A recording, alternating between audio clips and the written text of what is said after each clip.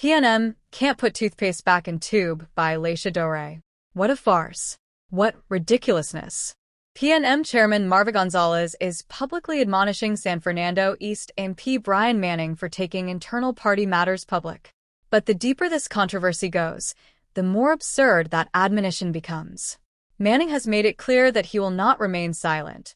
And whether one agrees with him or not, the issues he has raised are serious. He has called for greater transparency and independent oversight in San Fernando East, raising concerns about constituency governance, a recent executive election, and what he describes as an apparent conflict of interest involving constituency chairman Patricia Alexis. Alexis also holds senior positions within the PNM, including Assistant General Secretary and membership of the Central Executive. Manning has therefore questioned whether members can have complete confidence in an internal process when someone at the center of their concerns also sits within the party structures considering those concerns. He says his request for an independent person from outside the Central Executive to sit on a committee verifying party groups was rejected. Manning has also raised questions arising from media reports concerning millions of dollars in CPEP contracts awarded while Alexis was an employee and chairman of the Rural Development Company.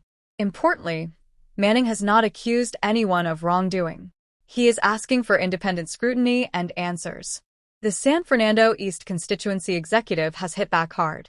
It says an investigative team interviewed Manning, Alexis, and witnesses from both sides and submitted findings and recommendations to the party leadership and general counsel.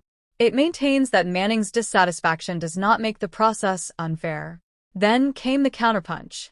The executive pointed to the PNM San Fernando East victory margin falling from 5,173 votes in 2020 to just 673 in 2025 following a recount, arguing that Manning should examine his own political performance rather than scapegoat others.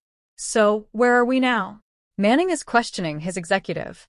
His executive is questioning Manning. Manning is questioning the impartiality of internal processes. Gonzalez is questioning Manning for going public. And then former PNM General Secretary Ashton Ford entered the fray, and suddenly this became much bigger than San Fernando East.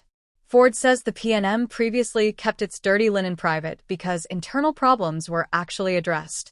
Now, he claims, political leader Penelope Beckles and General Secretary Foster Cummings are failing to adequately address matters, resulting in frustrated members speaking publicly. More damagingly, Ford claims most PNM constituency groups are in a state of disarray and says Manning is being treated in a manner unprecedented within the party.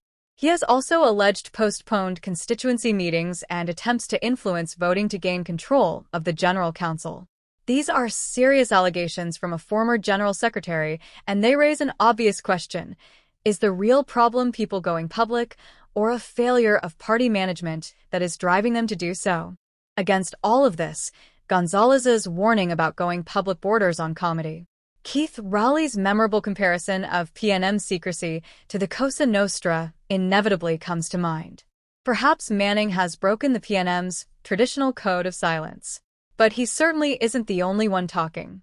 Manning is talking. His executive is talking. Ford is talking. Gonzalez is talking. Everybody is talking. The toothpaste is already out of the tube. The real issue is no longer who went public. It is why these disputes were allowed to reach this point, and whether the questions now being raised will be answered. Good management does not eliminate disagreements.